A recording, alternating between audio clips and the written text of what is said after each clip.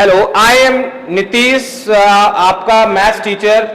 तो बेटा आपके बीच एक वो बच्चा आ रहा है जो कि मेहनत के वक्त करते, मतलब जब मेहनत जब कर रहा था, मेहनत के वक्त वो ये नहीं देखा कि रात रात होता है, दिन दिन होता है। वो बच्चा रात और दिन एक करके उसने क्या किया कि आरएमएस आरएमएस जो होता है, आपको पता है कि राष्ट्रीय मिलिट्री स्कूल, उसने आरएमएस चैल जो उसने बेटा उसने क्वालिफाई किया है, फाइनली वो सिलेक्टेड हो चुका है। और वो बच्चा है तनिष्क यादव, जो आपके बीच हमारे साथ आएंगे। तनिष्क यादव बेटा आइए, कम कम कम आइए। और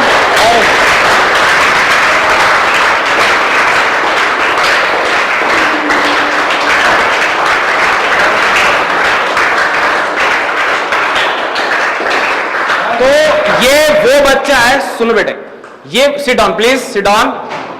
ये वो बच्चा है जिसने अपनी मेहनत को, समझ रहे हो ना, जिसको बोलते हैं कि मेहनत क्या चीज होती है। रात को रात कहने मतलब ये होता है बेटा कि रात को ये बच्चा रात को 1-1 बजे तक पढ़ता था।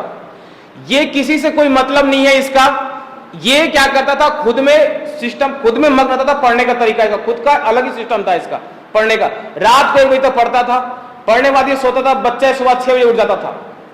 और फिर कहने मतलब मेरा ये है ना, पढ़ने के लिए कभी ना इसको कोई बोला है, ना कभी कोई टोका है, ना कुछ। ये अपने अपने तरीके से ही पढ़ता था अपना। ये बाकी जो इसका जो एक्सपीरियंस है वो बच्चा खुद बताएगा आपको। तनिष्क बेटा बताइए। जब मैं शुरू में आया था तो मेरे को इतना कुछ आता नहीं था, तो मैं समझता था कि मेरे से नहीं हो पाएगा, मेरे को तो इतना आता ही नहीं है, ये इतना हार्ड है, ये इतना हार्ड है। फिर धीरे धीरे मैं चीज़ों को समझने लगा, सर ने मेरे को समझाया, फिर मेरे को समझने लगे, कोई डाउट आने लगे तो मैंने सर से पूछा डाउटों को, और डाउटों को अपने क्लियर किया, और फिर अच्छे नंबर आने लगे तो मुझे लगा कि मैं कर सकता हूँ। और फिर मैंने और ज़्यादा मेहनत करनी शुरू कर दी, और फिर राष्ट्रीय मिलिट्री स्कूल के लिए सिलेक्ट हो गया, और सैनिक के लिए भी, सैनिक स्कूल के लिए। चलो